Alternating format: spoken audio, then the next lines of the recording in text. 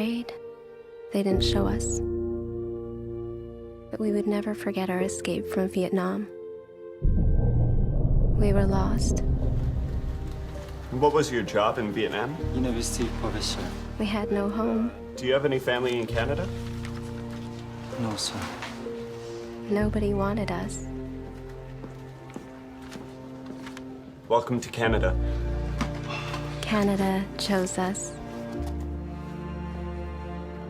Canadians opened their borders, their homes, and their hearts to more than 100,000 refugees fleeing persecution after the Vietnam War.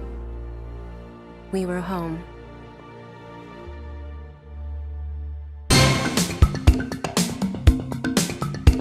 Hello, I'm Lloydetta Quaicoe. I'm here at the rooms where we just finished recording the Sharing Our Cultures series that will be coming soon on Rogers TV.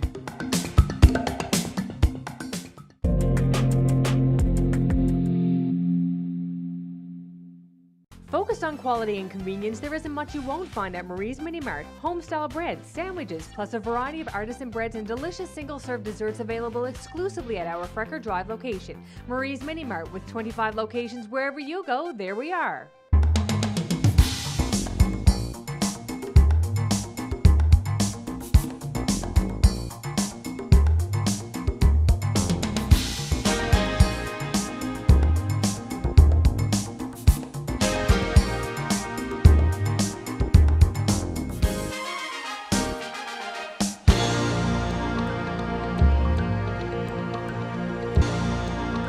Hello and welcome to Sharing Our Cultures. This is the place where you get to meet amazing individuals from diverse cultural backgrounds who are making significant contributions to the social, cultural, and economic development of Newfoundland and Labrador. Joining us today are Joe Teo and Kingsley Ugoh.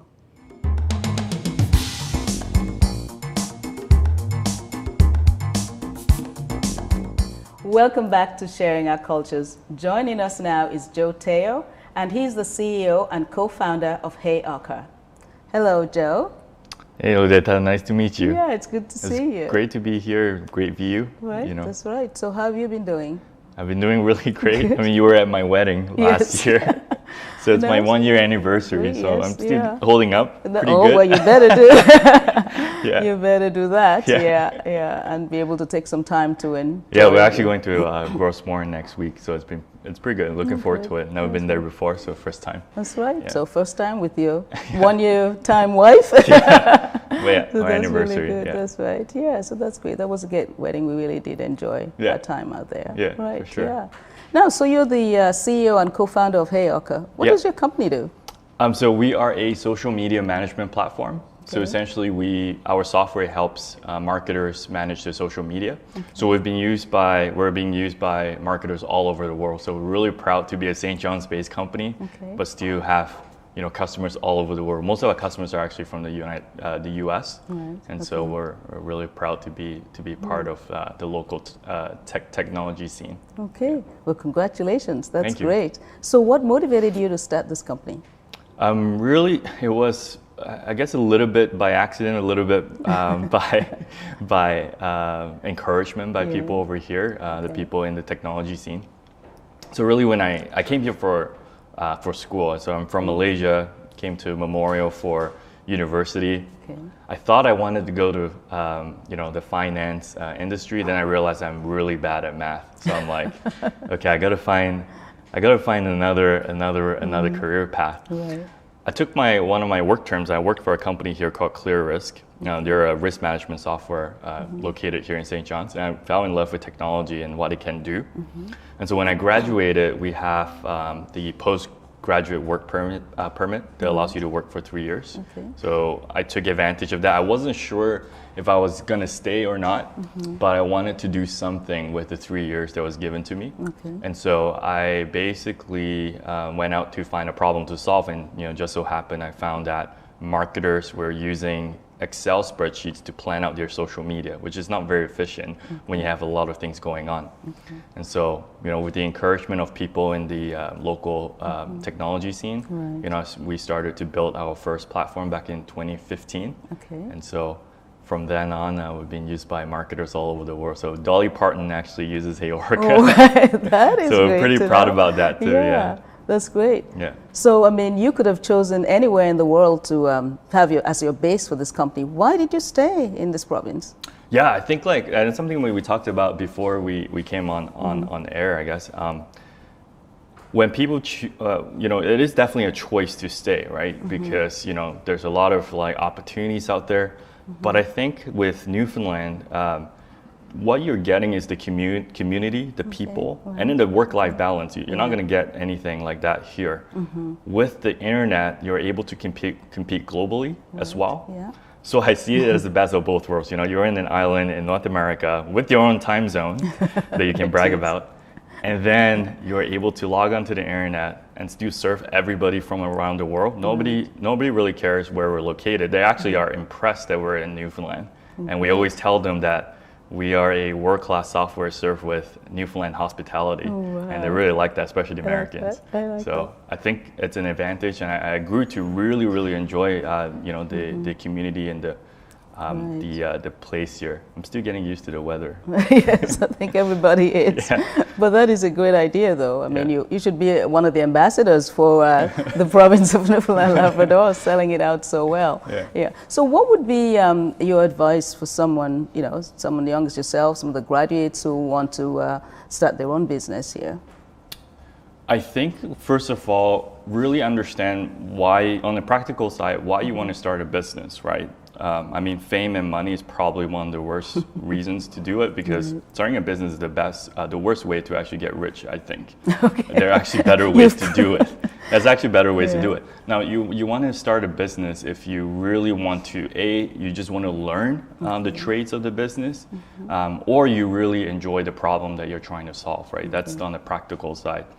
I think for like on an immigrant perspective, you got to understand you know, what the local culture is, or the culture that you're selling into is, because a lot of times we come from a different culture, and sometimes it doesn't really translate well, especially in marketing.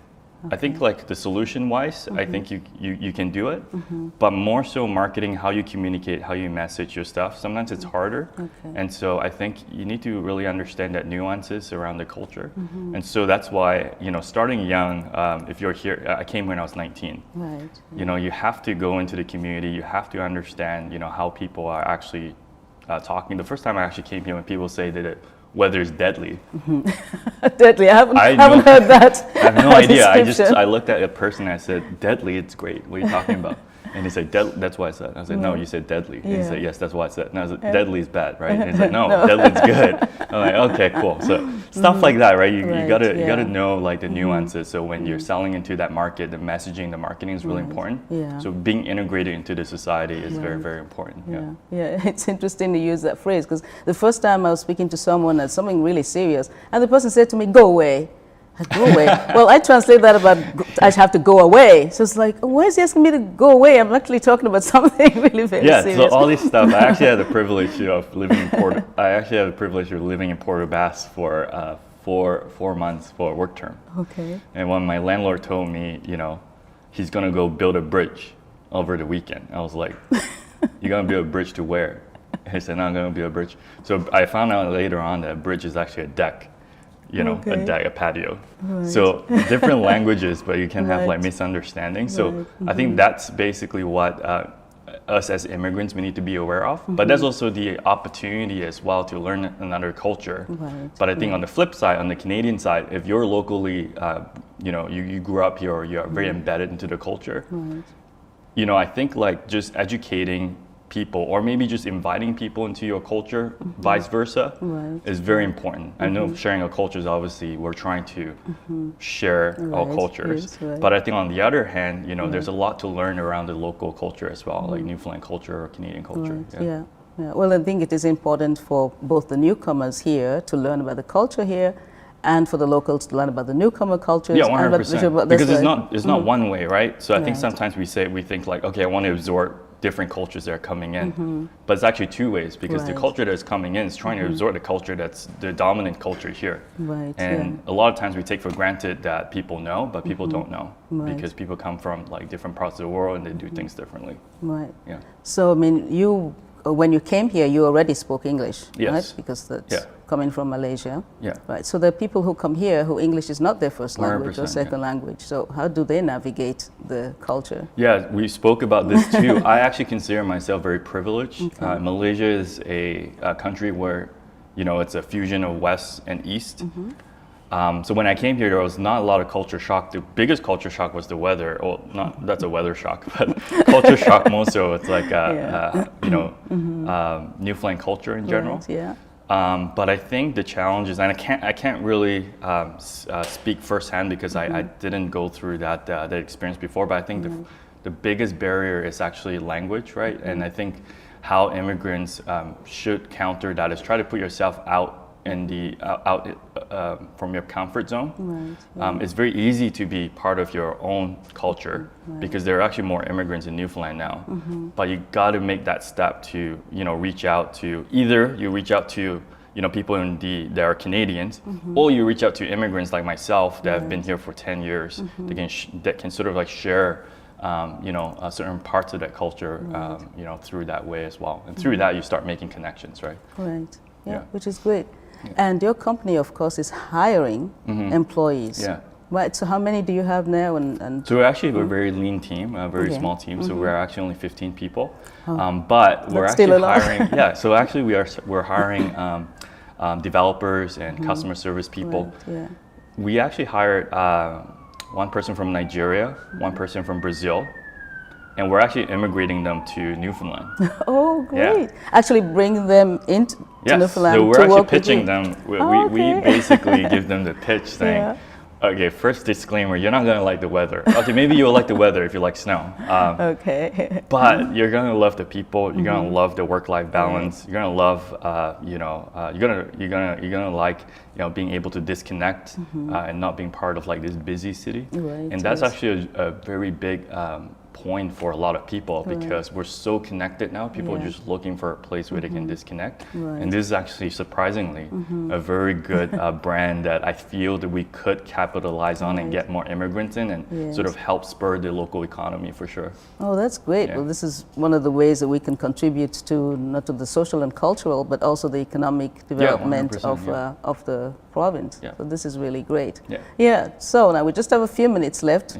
What message would you like to say to maybe young people or to students who are going into university and trying to think what program should I take and what's available there for me if I want to become an entrepreneur? So I think my first advice to immigrants or non-immigrants is that, you know, your career is in your control. So a lot of people think that they're within, you know, they're at the mercy of the system. But, you know, I think from my experience, and I'm talking from my experience, is that if you own your future, you own your responsibility, you are able to chart a path in terms of like where you want to go. Now the only thing is that you need clarity in terms of where you want to go. So first of all, know that you have the power to change the destiny of the course of your life. I know it's very cliche, but it's really true. It's all about mindset, right? On the immigrant side, you have to step out of your comfort zone. And look for people that you feel are good mentors, people that you aspire or look up to. Make connections with them. LinkedIn, really good place to actually do. Twitter, very good place as well, public forum. And the great thing about Newfoundland is that people are going to meet up for coffee because everything is only 10 to 15 minutes, so do that. If not, you can, you know, contact me. I'm on LinkedIn, you can do that. On the Canadian side though, if you're Canadian or if you're an immigrant in Canada for a long time, when you meet an immigrant and they're here for the first time, besides asking them where they're from and what their name is and, you know, what they're doing here, try to go a step further and basically ask them, you know, what are some of the challenges that you're facing here, or what do you find interesting? Try to take an interest in just one person or two person. You make a big difference in their lives. You know, they'll remember it and you're helping them integrate into the society for sure. The really great thing is that people actually want to come to Newfoundland because of the work-life balance. You know, you're not able to find a place quite like this where it's in the middle of the Atlantic Ocean. It has its pros and cons. You know, the weather. I tell them that you may or may not like it, but you'll like the work-life balance. You'll love the people, and you'll love the ability to disconnect, right? Because there's so much stuff in the world where we're always connected. And I think the power of Newfoundland, and I think this is a really strong brand, is that we're able to pitch them in a way that, you know, you can actually compete globally, but at the same time have that work-life balance locally. So a lot of people are actually looking to, you know, find a place like this. They just don't really know that it exists. You know, they look at Toronto, Vancouver. They haven't considered Newfoundland. But a lot of people actually, once they come here, they're really, really happy, and they make a choice to actually stay here, which I think we need. We need more immigrants here. We need more people to be able to spur a different industry and move you know, diversify from oil and gas. Right? Oil and gas is always going to be important, but we need to diversify from that. Well, wow, Joe, thank you so much. I'm so proud of what your company is doing, and I know it's going to go places, and you're helping the province bring in new immigrants as well. Congratulations, that's really thanks for having me here. It's really fun, my first interview, so I really, really appreciate it. Right, and do enjoy your time out in Rosemont for sure. I will enjoy next week for sure. All right then, thanks you. All righty. Sharing Our Cultures, we'll be right back. Don't go away.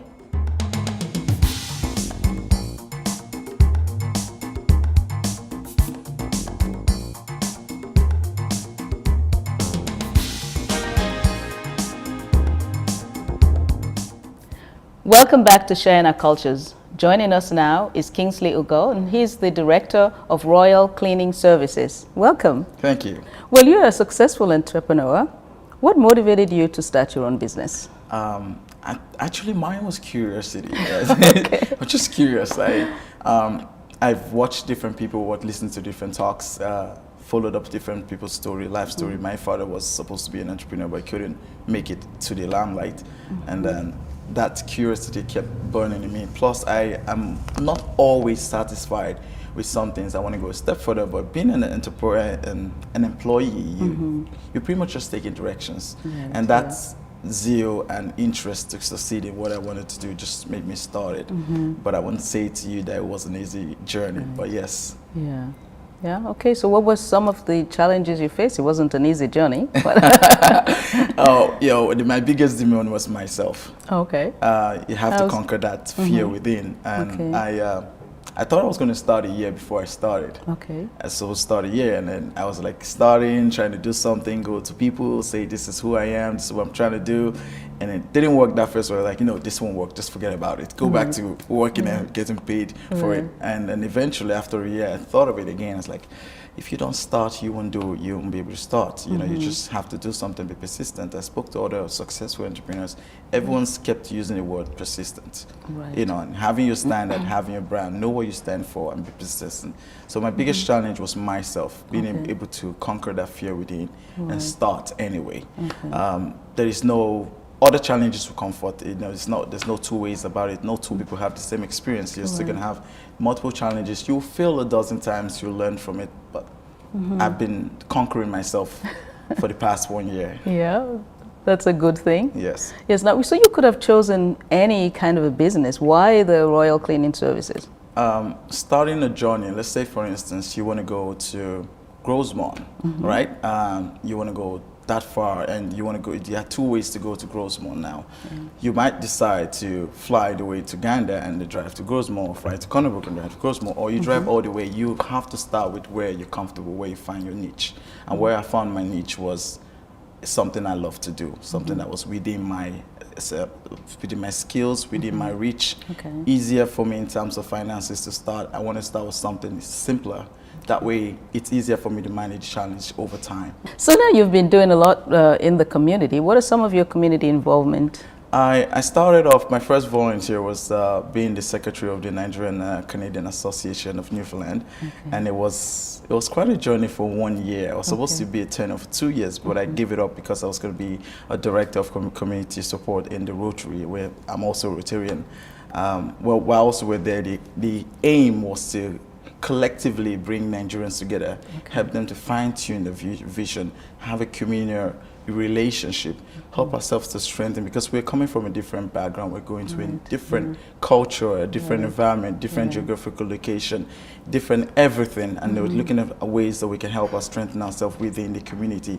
Therefore, we came together and say, how can we shape in ourselves? You've been here before, how do you help me? These are things you need to do if you want to build a career path, this is what you do, direction of where to go to, and importantly, a collective voice helps us achieve a lot, because like something like the Nigerian passport, trying to renew the Nigerian passport, you have to fly all the way to Ottawa, spending about $500 for flights, maybe spending the night, Uber and Eats and all that stuff. But we were able to bring the consulate to Newfoundland because we have a huge number, a huge demand, over 100 people wanting, collecting $70 and $5 from each person for processing fee, and having them paid there for the actual, passport processing. It was cheaper for them, it was way easier, and everyone was at peace and excited about the idea. And then I dropped it after a year and decided to join the Rotary Board of Directors, which I'm currently the Director of Community Support. And I've always volunteered at Rotary. We do a lot of things. I don't want to list everything that we do, but basically Rotary has influence internationally and locally. So we do things internationally, we do things locally, but more interested in local things. You know, charity begins at home, like Nigerians say. So I decided to go for local things, and now we're looking at how we can, with the whole COVID and the pandemic that's been over the couple of months in different parts of the world, being a community director, I'm looking at how we can strengthen the relationship and celebrate the relationship and success of different communities in Newfoundland. Okay, that's great. Well, I know with the Rotarian, the motto is giving back to the community. Oh, yes. So, you know, service of both self, that's what we call it. So we give, we put service more than we put ourselves. Right, yeah. And of course, that fits into your personality and the kind of person you're, because you're always giving. That's actually my personality. It was easier for me to fit in when I joined Rotary, because that's my personality. I like to feel like I am important to in someone else's life, like that kind of thing. You know, adding value to someone else. It gives me joy, because what else can you do? Else I'll be bored all day. Yes, and you're always busy, so it's like, no. Pretty much. Yeah, okay. Pretty much. So what was your background, your academic training, and how was that? Interesting. I know it is. You don't know where I'm from. You know it I is. started teaching at the age of 18. Okay. And I've been a teacher pretty much until I was, over 30. Okay. Teaching has always been my dream. I love teaching. I can sit in front of any class, unprepared or prepared, and still teach. Right, And I then moved on from being an academic teacher to teaching life skills, global issues, wellness, well-being. And it was my thing. I enjoyed it for a while. I did my master's here in Newfoundland in educational leadership. But it wasn't enough. Okay. I wanted to go into the corporate world. I wanted to go into businesses. I wanted to deal with finances. I wanted to do with leadership. I just wanted to go more and more and more. And more importantly, I wanted to be able to manage my time, my resources, my everything. And the only way out was to be an entrepreneur. I didn't think I was going to start this early. I was hoping at the age of 35, but the opportunity came around, and your ambition got the better of you. I think so. I could say that's right. Now, so you have come into this province. You've actually celebrated what it is for a new immigrant to be here as a newcomer. You've made connections. So how did you do all that, and how, because someone else might be looking at you and saying, well, no, he's this, he's that, he's there, he's doing this. So how did all of that come together? Interesting. I'll tell you a story. I was with a boy sometime last week, and when we're moving from the beach to somewhere else, and I've been greeting different people. I said, but you say you don't know people. I said, actually, I don't know people. I don't really have a really small circle of friends. Like, you greeted several people, like, but you met the person somewhere, and you met it in another place, and there've been different times. So yes, Newfoundland has that communal relationship. Coming to Newfoundland, I was given one 80-something pages manual to say, this is what you need to read about Newfoundland. So people smile at you, smile back. It's just courtesy. It's not, no, it doesn't mean you know the person. It doesn't mean the person wants something from you. It doesn't mean you want something from the person. And then people say yes, bye. It doesn't mean they're trying to pull you down or call you boy. It's not something like that. So I read everything about Newfoundland. It was pretty much similar to where I'm from, Nigeria. We are very communal. You can walk on the street and ask any random person for help and say, I'm going to Bonaventure Avenue, how do I get there? There's somewhere called the rooms, how do I get to the rooms? You know, something like that. And the person will be willing to direct you. Some people would even walk all the way to like 300 meters with you, trying to point you to the right direction. When I came to Newfoundland, that was what I found. It was easier for me to settle. Newfoundlanders make it easy for you to settle in Newfoundland. And over time, it was harder for me to leave.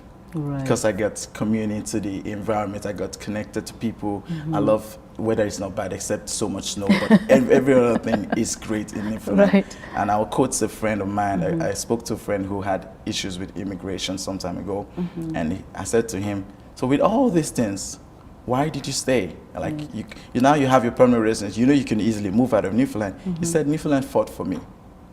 They called me part of them. They made me feel at home. I see no other reason to leave Newfoundland, and truly, that's what Newfoundland is. They would always fight for you. They keep they always cater for their own. It's home. It's what you can find. I've traveled to other provinces other than Newfoundland, and I would not find that same atmosphere and relationship that you can, that connection you can have with people. It's always business as usual in other provinces, but in Newfoundland, it's relaxed, it's settled, it's so family oriented, and which is the most important thing any man or woman would be looking for.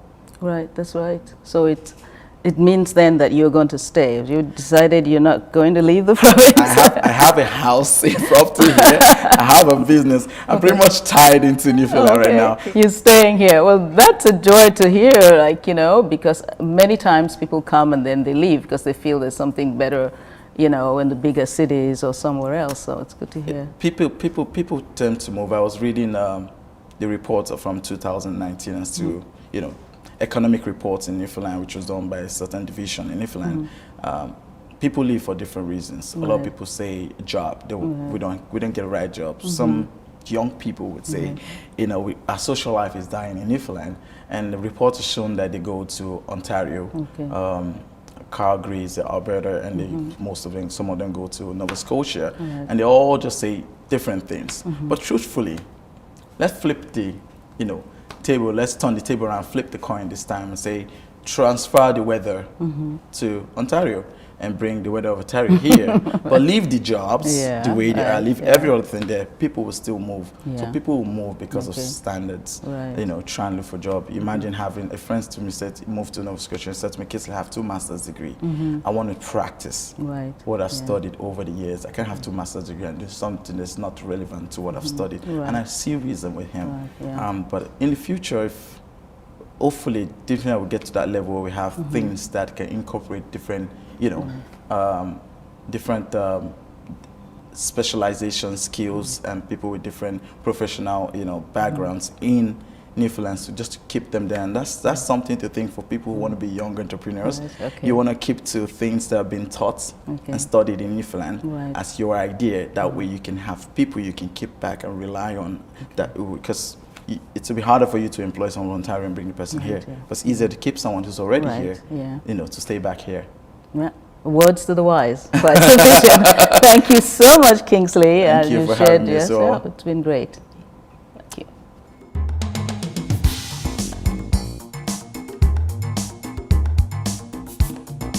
Thanks to Joe and Kingsley and you for joining us today. Join us again next time on Sharing Our Cultures as we bring you more remarkable stories of individuals from around the world who have chosen to call this place home.